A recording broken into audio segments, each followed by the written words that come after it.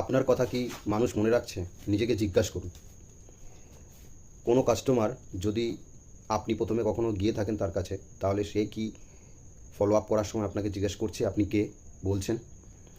যদি জিজ্ঞাস করে থাকে তাহলে আপনাকে আপনার কথার ধরন বদলাতে হবে। কারণ হচ্ছে ভালো সেলসম্যান শুধু কথা বলে না, বিশ্বাসের সাথে কথা বলে এবং সেই কথা কাস্টমার বিশ্বাসের সাথে শোনে। তাই কথা কম বলুন, স্পষ্টভাবে বলুন এবং আত্মবিশ্বাসের সাথে কথা বলুন।